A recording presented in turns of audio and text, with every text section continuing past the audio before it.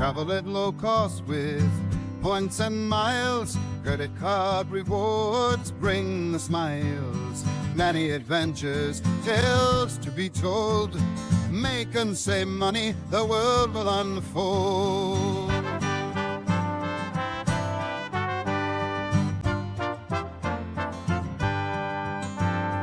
Fight the war on happiness, pick up the gold. Hurdy Gurdy Travel Podcast breaks the mold. You're listening to the Hurdy Gurdy Travel Podcast. I'm your host, Justin Vacula, here to help you travel the world at next to no cost with credit card points, miles, benefits, and rewards. Make money, save money, and take advantage of great deals. Thanks for joining me for today's episode, Frequent Traveler University, May 2025, with John Ryan. I talked with John Ryan of Frequent Traveler University about the upcoming in-person Miles and Points Conference, May 2nd through the 4th in Dallas, Texas. We also talk about John's experience with the Miles and Points hobby. Before today's episode, some quick announcements. Early bird ticket sales for ZorkFest 2025, a Miles, Points, and gambling event, are now live at zorkfest.travelzork.com. I hope to see you at ZorkFest 2025 in Las Vegas from December 5th through December 7th. I'm also looking forward to other events in 2025 and had a successful 2024 speaking at events with Award Travel 101, Travel Zork, Frequent Traveler University, and both Chicago Seminars events. If you're an event organizer and would like to have me speak at your 2025 event, please contact me. Visit meetup.com/Philly Miles and Points to RSVP for monthly Greater Philadelphia Travel Credit Miles and Points meetups I host in Willow Grove, Pennsylvania. The next meetups are January 26th and February 23rd, 2025. Find a link in the show notes. For more content between podcast episodes, follow Hurdy Gurdy Travel Podcast on Facebook and X, formerly known as Twitter. For bonus videos and community content, subscribe to Hurdy Gurdy Travel Podcast on YouTube and follow Justin Vacula on Instagram. Search Hurdy Gurdy Travel on subscribestar.com or become a channel member on YouTube to financially support my efforts, starting at the $5 a month tip jar level. Receive special perks at higher subscriber levels, including private one-on-one conversations and asking podcast guests your questions. Find links and more, including credit card referrals, at hurdygurdytravel.com. On with today's episode. Welcome to the show, John Ryan. Hi there. How are you doing today, Justin? Good. Thanks for coming on this evening. Another event. We're going to be promoting the Frequent Traveler University event, May 2025. I'd love to be there, but I have a very first world problem. I have a commitment. I'll be cruising in the British Isles with Princess on a comped cruise. So thanks for the invite. I can't be there, but we're still going to promote the event and talk about it today. Totally understandable reason. So you could tell us about this upcoming event. Absolutely. So this is an event being held in Dallas, Texas, in Irving, more specifically, located between Dallas Love Field and Dallas Fort Worth airports, meaning that if you were to fly, say, Southwest on the way out and American on the way back, or say if your friends are flying Southwest in and you're flying American in, everybody's able to meet at a rather central location. And this is also a great location regardless of that. There's a lot of restaurants around. There's an In-N-Out in the parking lot, which is probably one of the first Miles and Points meetups besides the one at LAX that Cranky Flyer, Brett Snyder hosts.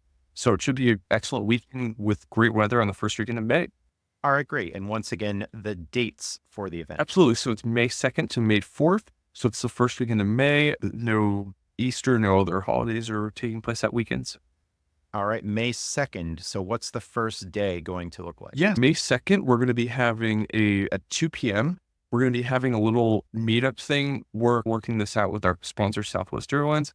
However, Southwest and other partners, with Southwest Airlines and other partners, we should be having an excellent little afternoon activity. So this might be gathering at a Southwest museum. It might be something bigger. It might be something greater that's in the works right now. But it should be an excellent 2:00 in the afternoon session. And then after that's done, we're going to go into our opening session, have a cocktail hour with open bar and some sort of food appetizer thing. And then have maybe another session that evening. And then, that'll be wrapping it up for the night. All right. So by session, do you mean a social event or speakers? What's it going to look like for the conference element? So it's going to be unique from other Chicago seminars and other different events.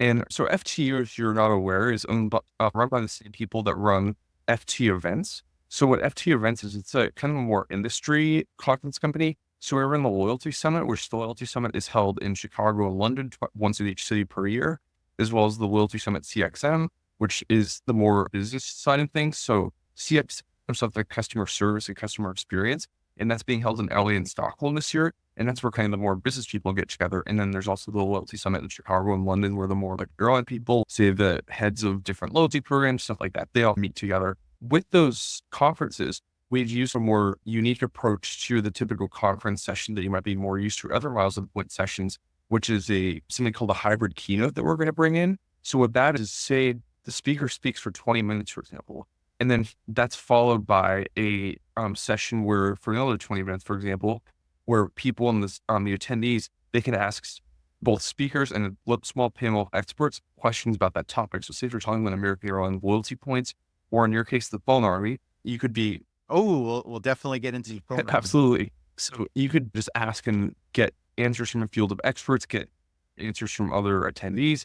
So it's going to be a more interactive session, interactive events that we're going to be offering. So to answer your question, that Friday evening is going to be like a hybrid keynote first session. Okay, so at previous events, you had tag teamed with Adam Bauer, past podcast guest, the artist formerly known as Travel Fanboy. So you'd give a little presentation, and Q&A after. So is that what we're looking at for the hybrid keynote? Not to be confused with hybrid Keno, one of the worst casino games to play.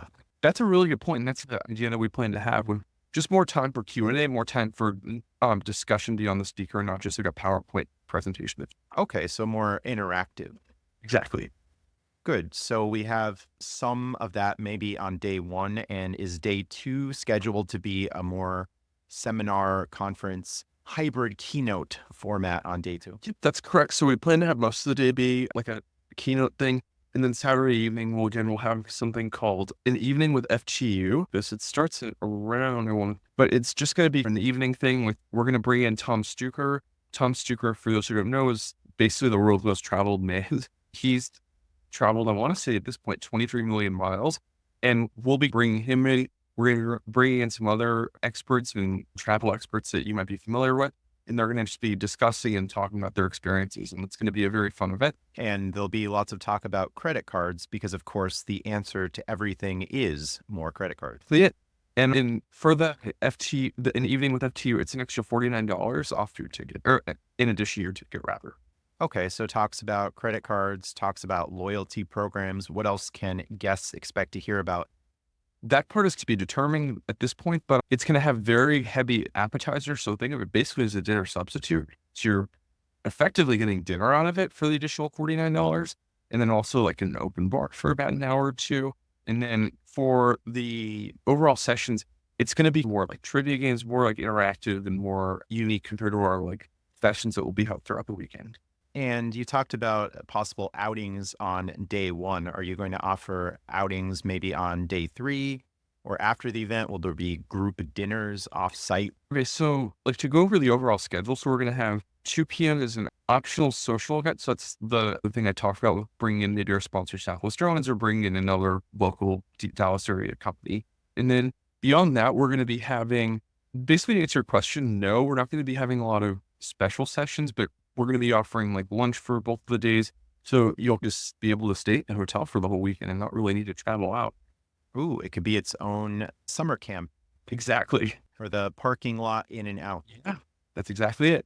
I know that there are often offsite events that people plan in Chicago. There were a lot of trips to Ugazdi, if I'm saying that correctly, a Polish restaurant. Some people went to other restaurants. So I imagine there might be some pop-up or smaller meetups throughout the event during the dinner hours or the off-session times. Correct. Yeah, and I'd be happy to attend those, and we'll obviously have like more details, and maybe other groups will plan those at a closer in date. But yeah, we're open to those. Those will probably be, the best date for that is probably going to be Saturday, if not Friday. I will say that if you can't get there Friday afternoon, if you can only get a flight in, say if you have work, say if you have bad timing, say if you live in a small airport, for example, and can't get in, there is limited availability for that social event. So if you can't make it, totally understand. And that won't be an additional cost, but yeah, keep that in mind. All right, sounds good. Some people, particularly on the more intermediate to advanced side, had said that they've learned most from the social sessions rather than the actual sessions. So if you have an opportunity for the social events, if you have an opportunity for the actual sessions, there can be all kinds of learning that goes on. I'd put myself in the advanced category, of course, and I've learned a lot through the social sessions, the hallway conversations, and a lot more. So I'm sure people can look forward to that. Definitely. Yeah. I've seen photos of like what the meeting space will look like. And there's going to be a large, like just area, so to speak, that you can just socialize. You can mingle with one another. We're going to have like small breakout rooms that we plan to use, especially on Sunday. So yeah, those will be both great opportunities for meeting new people and finding out the greatest and latest hacks for miles and points. Yes, we'll talk about flus in 2025, I'm sure. They sent me a gift in the mail today. I got a scented candle and some matches. I posted those images. So flus resolves to continue in 2025. We'll all, of course, flus to the finish line. Absolutely. Yeah. And also for what it's worth, for the venue hotels and just getting around, there is going to be like a local shuttle service. And I guess this would have been a good answer to answer you about just like the different, like the Polish restaurant, for example, in Chicago. We're going to have a shuttle sponsored by 60 Rental Car, where during the very late hours on Sunday, we're going to have a shuttle that'll take you places to be determined. And there'll be some Hyatt enjoyers. So people will want to stay at the local Hyatt instead of the host hotel. That's, I believe, a Hilton.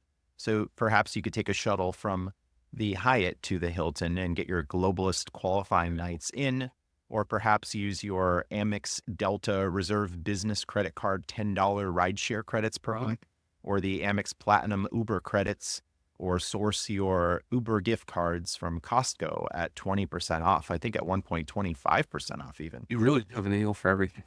Yes, there's an answer. Yeah. The answer is often more credit cards, as we said, but we do have other plans. And I bring this up because some people in the hobby, I'm definitely on the frugal side. I don't think I'd be caught dead. I'm spending like actual cash money out of my pocket in quote unquote fine dining or fancy restaurant that wants to charge me like $25 for a baked potato.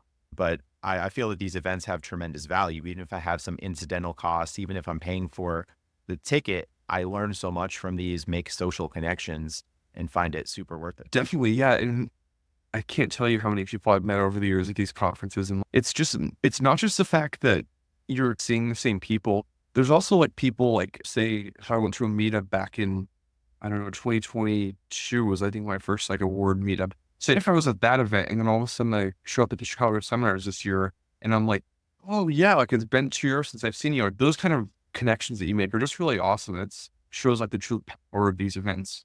Yeah, lots of meetups. And interestingly, I found people in my area I didn't even know existed. Definitely. Oh, you have a meetup in the Philly area, Greater Philadelphia Travel, credit miles and points. Oh, I never even knew about it. And I make new friends through these events. We connect online. So it's been a very positive community overall. There's so many different channels you can get to know people through. Whether it be Facebook groups, WhatsApp groups, in-person meetups that you just don't happen to plan, but they happen. Yeah, a lot of impromptu business decisions. Agreed. And what is the price looking like? Is there an early bird price? Is it a fixed rate? What's it looking like at the moment? So as of December 16th, there's a couple different pricing tiers and methods that we have. The current price is $249. That'll increase to $349 as time goes on closer into the event. You save $49 off your ticket if you're an FGU member. So an FGU membership costs $69 per year for the first year, followed by $129 for the second year and every year thereafter. And with that membership, you get a $49 credit for your ticket, meaning that the price would be down to $199. And then if you wanted the evening with FGU, that would be $248. The membership really just pays for itself because you get a $50 off code. You get virtual seminars that we have that are throughout the year. And I think, Justin, you've spoken at one, right? Yes, multiple actually. So you can hear the archived recording. Definitely, yes. You can see that over 150 recordings at this point. And because America loves math, we're talking maybe $249 for a ticket over 3 days. So about $80 a day and potentially less. If you become a member, get a discount code, enjoy the content. So I think great value out of that, and using your Hilton points or Hyatt points to book the hotel, probably. The flights are covered with your points and miles and different instruments. Maybe the United Travel Bank, you can get those credits out for once and for all. And I will say, while using points is overall highly recommended. I'm sure, Justin, you do the same. I will say for this hotel, it's really not that great of a value. It's $120 a night, and I believe last I checked, it was like 50 to 60,000 points for each night. Oh, Hilton points for the fifth night free when booking with maybe? Even so, that's 0.25, 0.3 cents each. All right, listeners will definitely figure out where to stay, and I imagine a lot of people will be commuting between the Hyatt and host property. But personally, I like staying at the host property to just be able to easily access the venue, and people stay up pretty late. It would suck to take an Uber at 11 p.m. going back to another hotel. I'd find myself at the host property if I were not on a princess cruise in the British Isles. Also, too, for the booking that Tapestry by Hilton is what the rate is, you do get a $15 per day breakfast. I keep calling it breakfast, but I'm just used to the all day getting an actual free breakfast at U.S. hotels. But like the regular food and beverage credit that you get, that's for one person, two person, it'd be 30. And that's if you have gold or diamond status, which, as Justin always says, the answer is always a new credit card, and you can get a Hilton Surpass. I want to say that gives you gold status for $150 a year. Yeah, the Surpass for gold, Aspire for diamond. Yeah. And I'm sure many listeners have these pesky $50 Hilton gift cards through various Amex benefits. So maybe you can book the cash rate for the hotel and use these Hilton $50 gift cards. And one of our favorite phrases, splitting tender, coming in with maybe 6 or 7 $50 gift cards and paying the cash rate at the property. Yeah, fingers crossed. Hope it works out.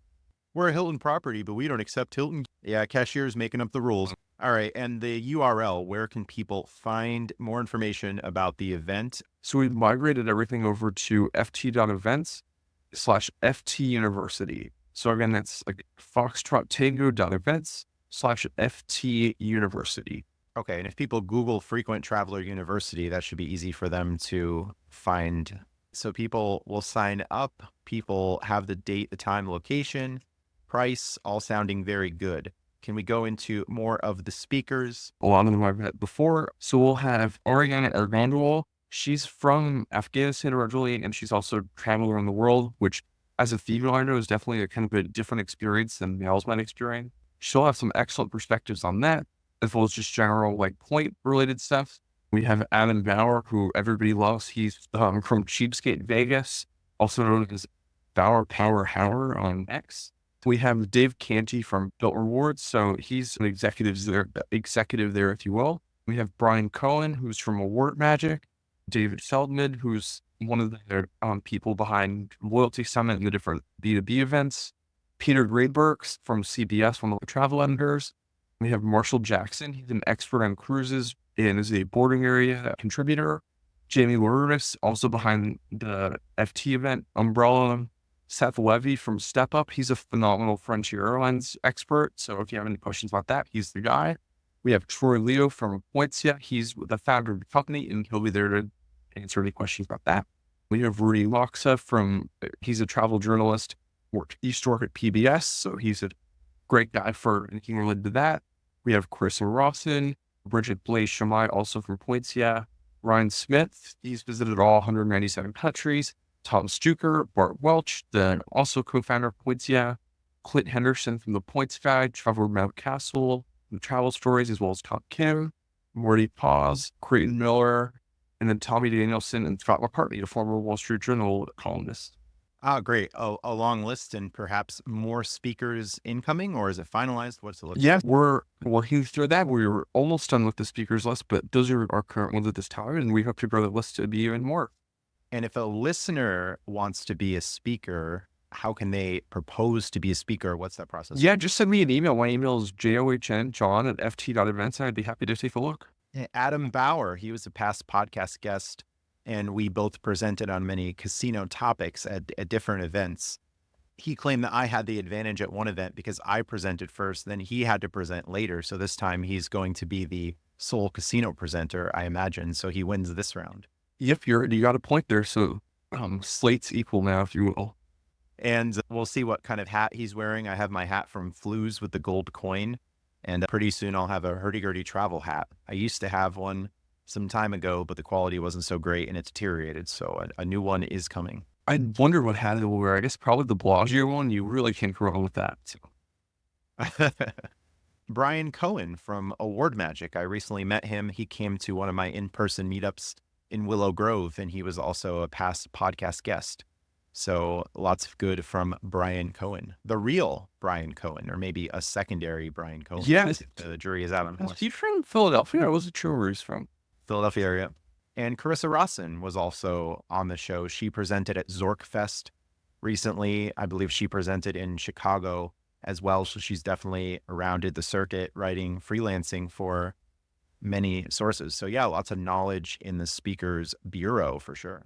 Absolutely. And I think Chris, if I remember correctly, she used to be in the military as an Arabic language interpreter. So pretty fascinating story there. Yes, we met each other at Rio by accident. It was funny. She's walking down the hallway. She sees me. Justin, is that you? Oh, how'd you end up here? I wondered how. All roads lead to Rio, Las Vegas, especially with the newly changed after the other changes breakfast menu, as we're all aspiring globalists. Definitely, yeah. If you want to talk about this more later about living in Las Vegas, I'm more than happy to. But yeah, living in Vegas, it's pretty cool to have basically the mattress sort of capital of the world. You have the Rio, you used to have the Excalibur, so it's a great thing to have. And for listeners, can you explain Mattress Run for those unfamiliar? Definitely. Well, mattress runs is, so you might be familiar with mileage runs as well. So mileage runs is just the idea that you're flying or you're spending money in order to get ideally to the next elite status threshold or tier. And that's kind of a similar idea for mattress runs. So the thought is that, say, if you're at 55 nights and you want to get to 60 nights in the World of Hyatt program, you're going to look for the cheapest ways to get to that next 5 nights. And more often than not, the cheapest ways to book rooms at the Rio. Though that being said, it's not as good of a deal as it once was with the Excalibur. As the Excalibur, you could do remote check-in, which remote check-in is phenomenal, but that's not a thing. Another dead deal, but Rio's really nice. I get some hate, but I don't play in the casino there, so I don't really care about the games and the shape of the casino. The rooms are recently renovated in the Ipanema Tower. And again, Hash House A Go-Go, the new breakfast is most of the menu now, and a complimentary breakfast for 2 guests. So if I can pay a cash rate of $30, $40 a night at Rio, get the breakfast, even if I have to Uber or Lyft between there and the Strip, I'm okay with that as I'm getting progress toward Hyatt status. So using the Hyatt points for Rio, if the cash rates are very high, is also an option. So lots of winning in Las Vegas. The wins continue. Totally. I get it that it's not the best property. Like, no Bellagio or Cosmo, but come on, for $25 a night, is there anywhere else in the US you could get a room with restaurant breakfast? That's pretty good if you ask me. Yeah. And some are also not even staying at Rio. They're just booking it. They're checking in and they're staying somewhere else. If they want the bougier properties, personally, I'll definitely stay and sleep at Rio. So that's not a problem for me. So hopefully we have other Rio sleepers in the audience. Living in Vegas, air conditioning bills over the summertime can get expensive, obviously, with how hot it gets, up to 120 degrees. So it felt nice you could just crank up the air conditioning and get a cool room, I guess, and have a good pool. And we have a pool here as well. But yeah, it's just a nice break from home, a little staycation thing.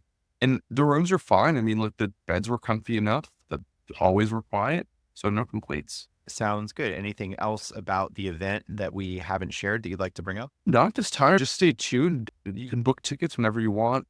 Book a room as soon as you can. There is only 200 rooms at the Nilo Las Colinas is the name of the hotel. So I would try to do it as soon as you can.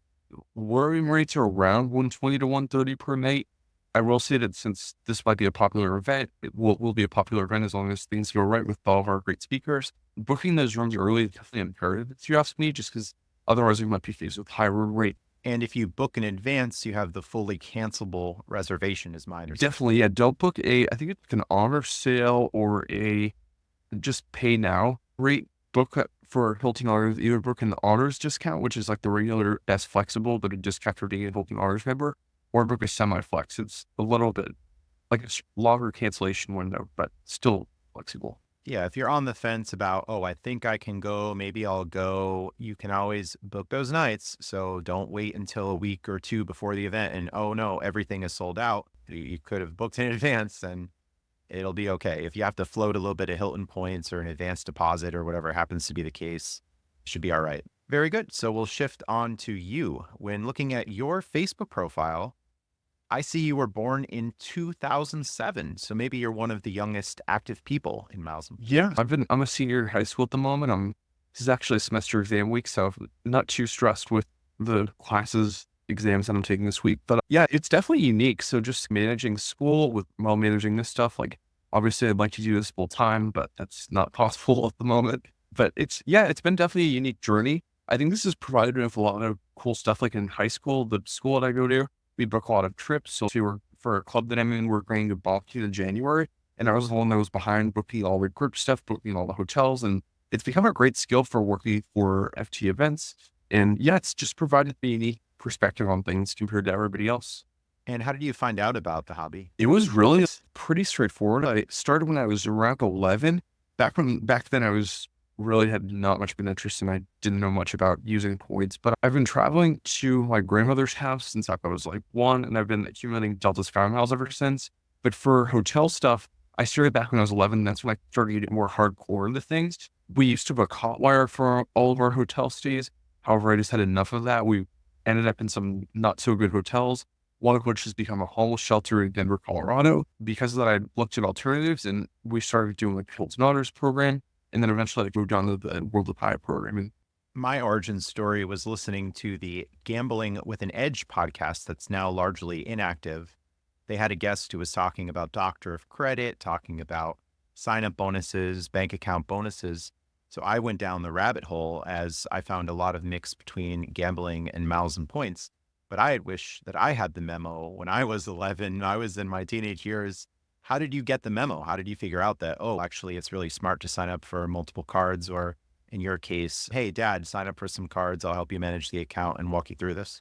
The main idea was just during COVID in particular. I know there's a lot of people that were impacted by the events. It was just a good time for online learning and all that stuff to be able to travel. And we took proper precautions with all that stuff. But it was just a good time to travel for less. And I feel like in order to travel more, I started looking into miles and points to subsidize our trips. And that started with the trips to buy in 2021.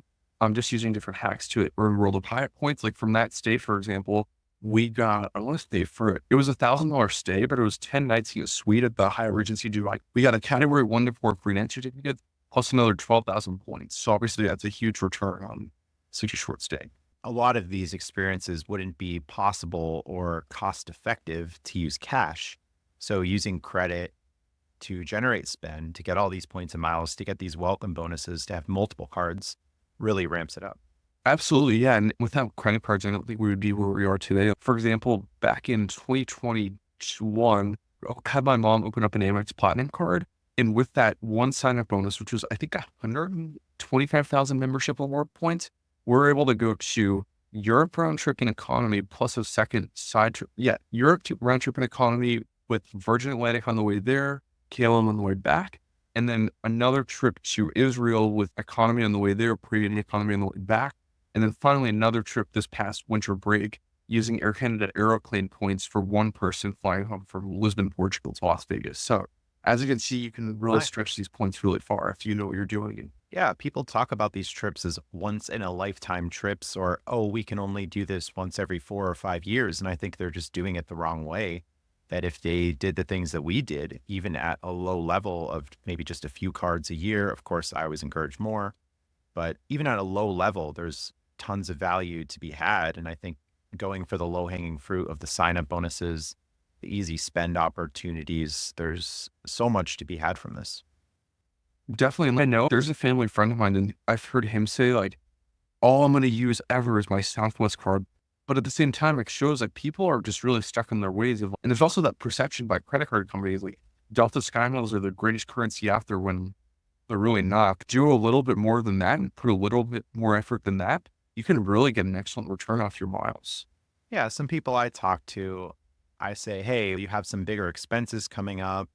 Do you have maybe auto insurance payment, some home renovations, whatever it is? So it should be easier for you to hit the sign-up bonuses. Okay, you're going to be spending $1,000 on new windows and you have these other expenses. So how about just putting that spend on a new card and you're going to get a welcome bonus of maybe 60,000, 80,000 points.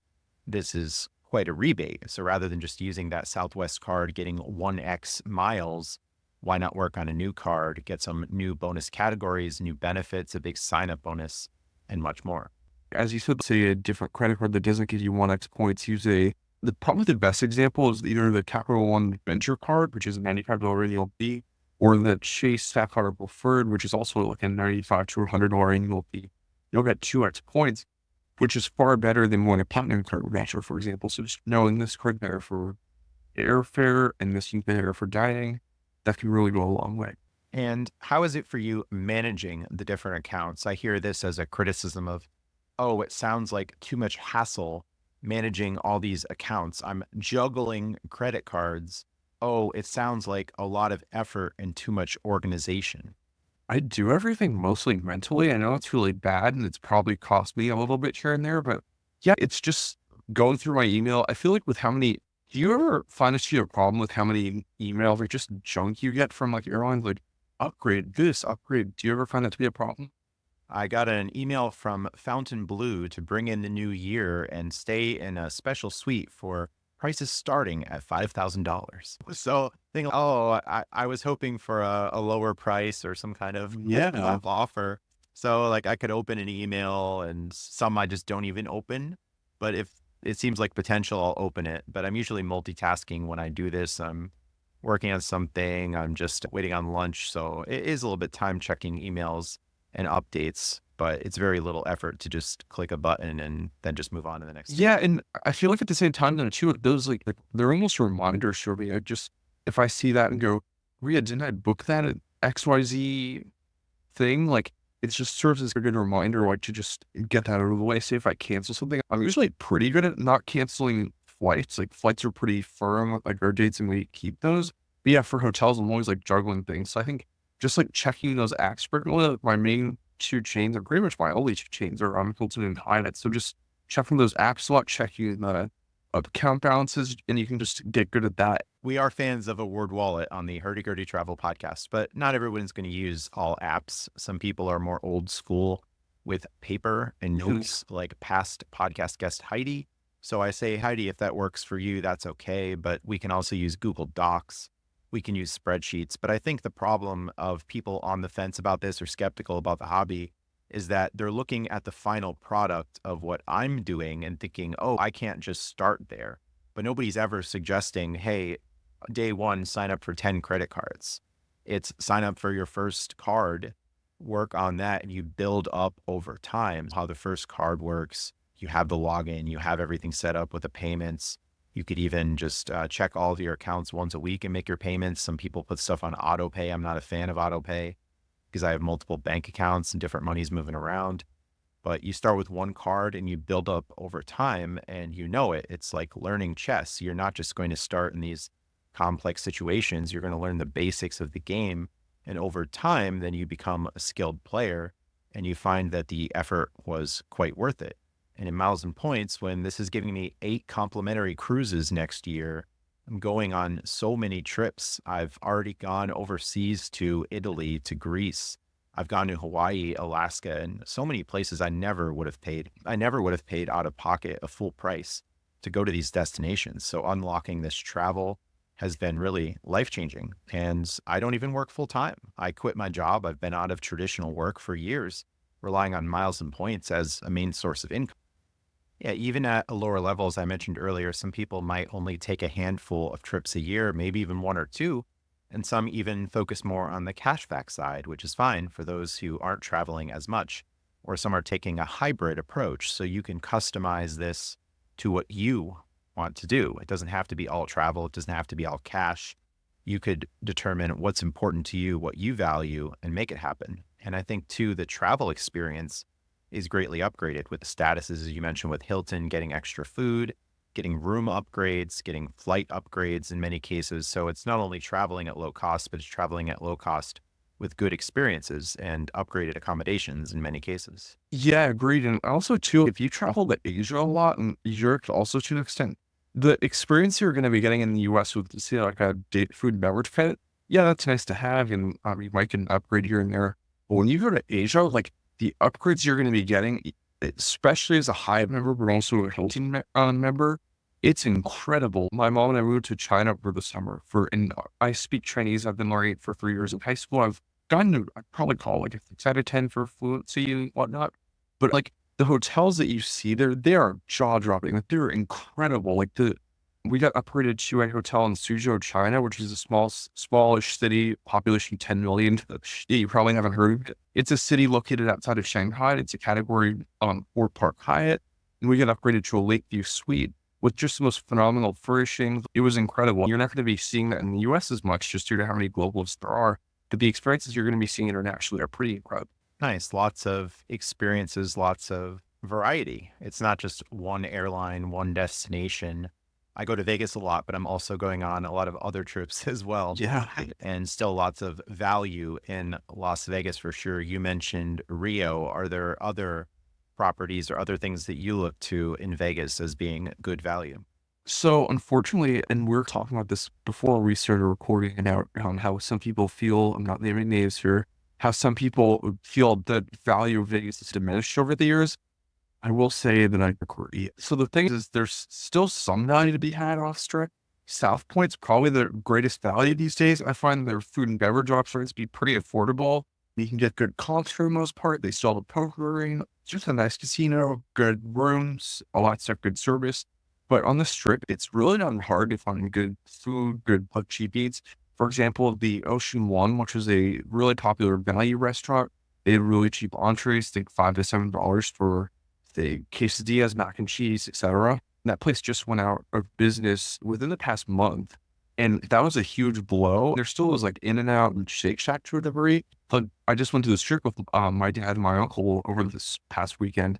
And walking through there, I noticed like Nathan's Famous, the hot dog place, they had hot dogs for, I want to say $12 or $13. It's a hot dog. Like pricing has gotten insane on the Strip.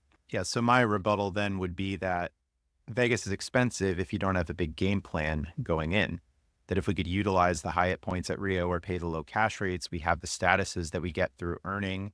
I find at MGM right now, I'm looking at my MGM account. I have $1,600 in comps at the moment because I spend on the MGM MasterCard, which also gives me the platinum status. So I get free parking, waived resort fees.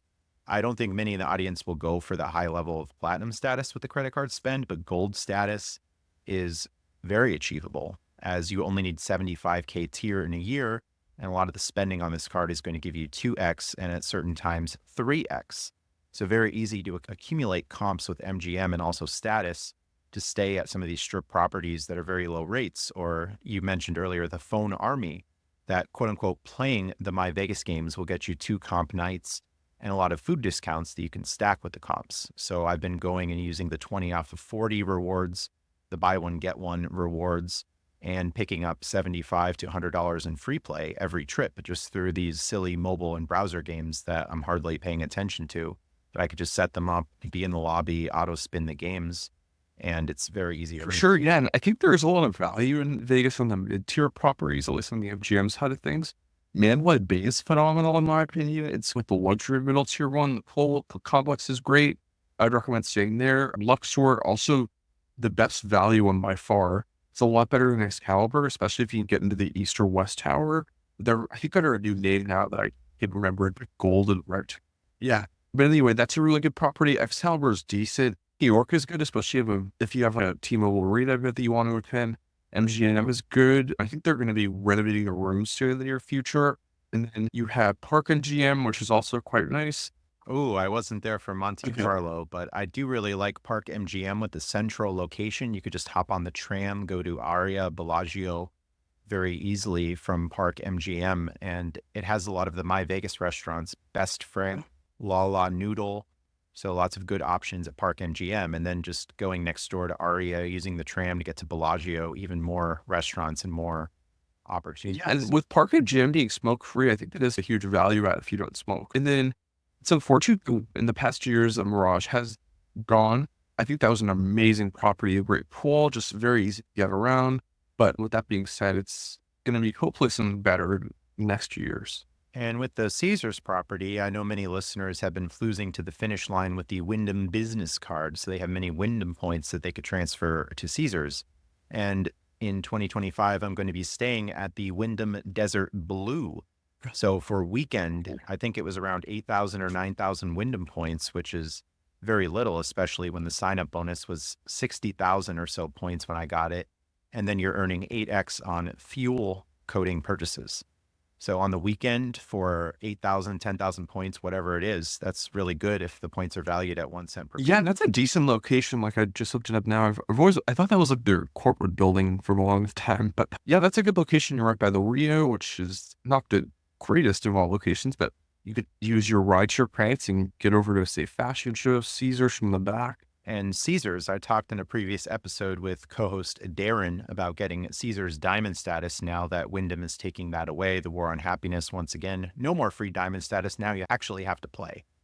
So with the Caesars Rewards Visa credit card and playing some video poker during tier multiplier days, I think there's a very easy path to Diamond status in the future. So Caesars Diamond status with waived resort fees, and you're earning on the Caesars credit card. And when you pay the Caesars credit card with certain rewards earning debit cards, for those in the know, you're getting an additional 1.5, 2% atop the 1x or potentially more comp earning. So it turns out to be something like a 2 to 4% everywhere type card. And what I usually get with Caesars is staying at Horseshoe, staying and paying about $20, $30 a night.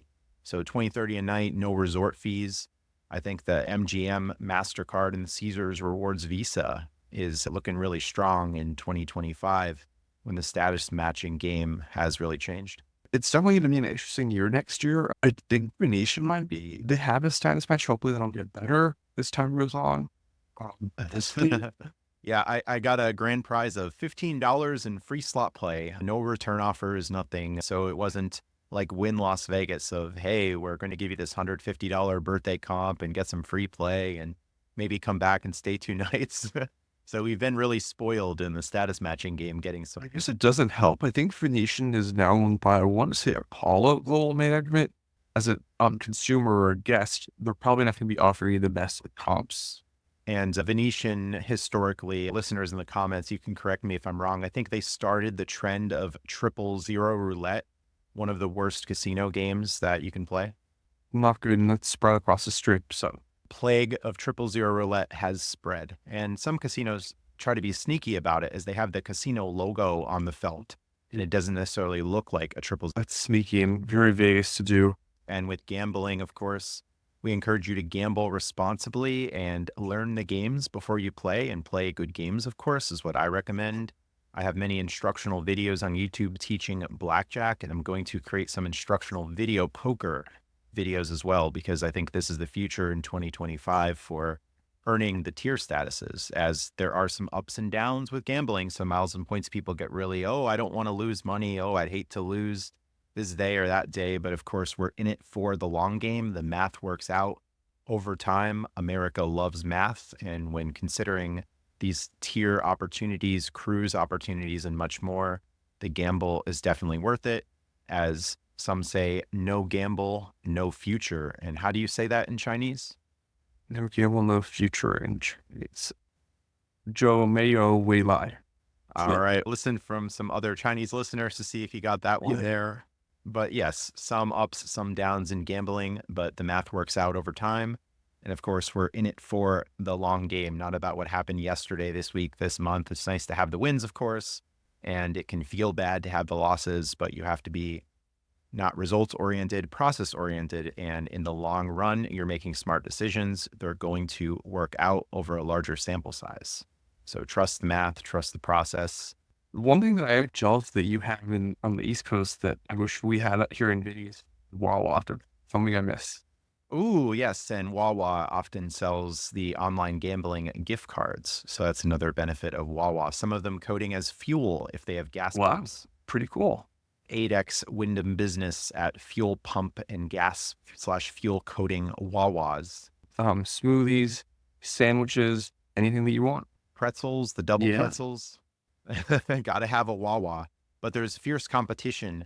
Panera is down the street from my local Wawa, and I have lots of Paneras. So I have the Unlimited Sip Club for $99 a year, free drinks every visit, every 2 hours. So that's one of my favorite redemption. I have to show up an hour and 59 minutes after you get your last drink. Ooh, You have to put your phone number in the system, and then the cashier would say, "Oh, the drink's not available." But at this point, I've become enough of a regular where they just hand me the cup as I walk. What? Okay, so I have a funny story with that too. There's a back in, I want to say 2021, where with the Amex Platinum that you got 6 months of a free trial and you just keep extending it and doing all that stuff. And yeah, eventually the cashier there, they just knew me and just gave me a cup. You extended the free trial. Let's move on to a different item. Trips coming in 2025. Where are you going next? Yeah, it's turning out to be a fun year. First off, we have in January, I'm going to Boston as like a school field trip to a competition at MIT. And then next up, I have a trip to, I want to say, Phoenix, and that's going to be at the Tempe Mission Palms in Tempe, Arizona, followed by a trip over my spring break to Stockholm, Sweden, and Gdansk, Poland. That's going to be to attend the Loyalty Summit CXM conference. And then after that, I'm planning a trip to Japan over the summer. That's also to be determined. It's probably going to be to the Tokyo area, maybe Osaka, and then somewhere from there. All right, sounds great. And new cards coming. So are you going to have a primary card coming soon? Are you an authorized user at the moment, or will you be an authorized user on some accounts? Currently an authorized user on my mom's Chase Sapphire preferred card. However, I do want to see them get into more credit card application stuff since their like XYZ out of 24 numbers are pretty low at the moment. I think maybe a platinum card for my dad, possibly, or Capital One Venture X. Those cards, that'd be great. I will say just watch out with the Capital One Venture X. My mom got denied for that one despite having nearly perfect credit. Ooh, and I heard some people get declined due to having a thick credit profile of many inquiries in the last few years, or even sooner. Yeah. Yeah, Dave Ramsey says that you need to go into debt and pay interest in order to have a high credit score, but of course that's not how it works. And how are you going about managing your dad's accounts? Are you a more active main player? Is he like a player two? What's that looking like? I would say for the most part, I'm a main player just because I fly the most out of them. Like I've been doing a lot of no-tell trips in the past 2 months with a couple of different school friends. Well, we can't check in our hotel yet since we're not 18. So we'll fly Frontier and I have platinum status with them. So we'll fly to, say, San Francisco, San Diego, Denver. Those are the main cities I've been to already. And we just visit them for the day and come back. So yeah, I've been the main one managing their different accounts. And that's just through checking their log. It's making sure everything looks good. And if we have a big trip coming up, of course, I'll be transferring points over. But in recent months, though, my dad did buy a lot. I'm not going to state the number, but he did buy a lot of Alaska Airlines, or Hawaiian miles rather. It was possible last month, I want to say, where you could buy Hawaiian miles for about 1.2 to 1.25 cents each. And then since there's a 1-to-1 currency exchange with Alaska mileage plan miles, you're buying those miles at well over 50% off. Ah, nice. And American Express membership rewards still transferring to Hawaiian as of today. Yeah. 12/16/2024, it's still alive. And then people are transferring from Hawaiian to Alaska. And there's also a lot of code sharing between Alaska and American Airlines. Yeah. So lots of interesting things with membership rewards from American. Definitely just watch out with if you are transferring points over from Hawaiian. Watch out if there is like a federal excise tax for doing that. Same with Delta Sky Miles. So it might only make sense at a certain threshold to transfer your points over. One big transfer. Correct. And it caps at the $99. Yeah, so I'm not sure what the rate is on that. So how about this? If your dad has a business platinum card, can he add you as an employee and then you have your card and you could check in at the hotel? Or they're saying that that's no good because you're still under. I think they're going to still say that I'm underage, even though the name matches, unfortunately. But regardless of the whole name, is pretty darn good. Like being able to, like in foreign countries, they think that I'm the account holder of the high account when I'm not. Yeah. How many people born in 2007 are active and engaged with the hobby and have multiple cards? I would imagine. You're in globals with the World of Pirate program. So you must have scored high in the conscientiousness element of the Big Five personality test. Yes, probably. I haven't taken that. Ooh. We'll find out in the next episode. Definitely. All right. How can people find you online? And once again, if you could plug the upcoming FTU event. Definitely. People can find me primarily on Facebook. That's where I'm probably going to be most active. My name is John Ryan. Uh-oh, that's a I know. common one. I don't know how else to say it, though. I wonder if I thought I'd be friends with you. I used to get maybe look at it that way. Yes. You should have a unique Oh, URL. let me see what that is. That is, JRyan563. So JRYN563 is my Facebook handle. People can find me most likely on the award travel groups, both 101 and 201. I post quite actively there. And then also too on the FTU group, which is a Facebook group for FTU members. You're welcome to join, and we'd love to see your members there. Please feel free to post, comment. I'm the main person behind those posts. So if you could interact there and do all that stuff, that'd be great. And I'd love to see what you have to say. So for listeners, once again, it's facebook.com/J as in John Ryan 563. It looks like your profile picture is you standing in the center of a sign, hashtag SADIY. Yes, You covered a lot of yes. They were just trying to Dubai at this really cool beach club. And it was a really cool little. And in the cover photo, I see a Ferris wheel, and it looks like multiple cruise ships. And you live in Henderson, Nevada. Correct. A small, not small anymore, but it's actually the second largest city in the state. And this is a suburb of Las Vegas. We're about maybe 10 minutes from city line of Vegas. Ah, nice. So you should be eligible for the My Vegas rewards when you come of age, or your dad's account, and then redeeming the reward. Definitely. Phone Army will assimilate you. And one more plug for the event. Sure. You can find that over on ft.events/FT University, and you'll see it as a little thing on the top bar called Dallas 2025. And you can find out all there is to need to know about registering, who's going to be speaking, and we look forward to seeing you there. And will you be speaking? I don't know. I hope to. I might be just running around I might be running around frantically for a lot of that weekend, but we'll see.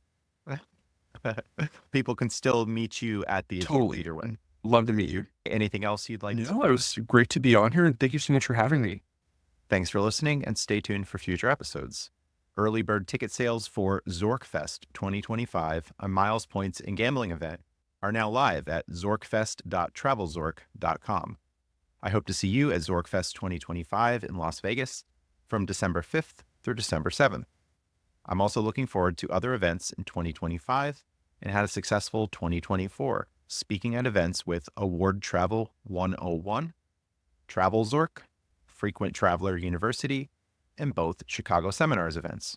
If you're an event organizer and would like to have me speak at your 2025 event, please contact me. Visit meetup.com/Philly miles and points to RSVP for monthly Greater Philadelphia travel. Credit miles and points meetups I host in Willow Grove, Pennsylvania. The next meetups are January 26th and February 23rd, 2025. Find a link in the show notes. For more content between podcast episodes, follow Hurdy Gurdy Travel Podcast on Facebook and X, formerly known as Twitter. For bonus videos and community content, subscribe to Hurdy Gurdy Travel Podcast on YouTube and follow Justin Vacula on Instagram. Search Hurdy Gurdy Travel on subscribestar.com or become a channel member on YouTube to financially support my efforts starting at the $5 a month tip jar level. Receive special perks and higher subscriber levels, including private one-on-one conversations and asking podcast guests your questions. Find links and more, including credit card referrals, at hurdygurdytravel.com. The website udio.com created the podcast intro and outro music. The AI features of the website Descript helped me edit and improve audio quality. Thanks for listening. Have a great day. Travel at low cost with points and miles. Credit card rewards bring the smiles. Many adventures, tales to be told. Make and save money, the world will unfold.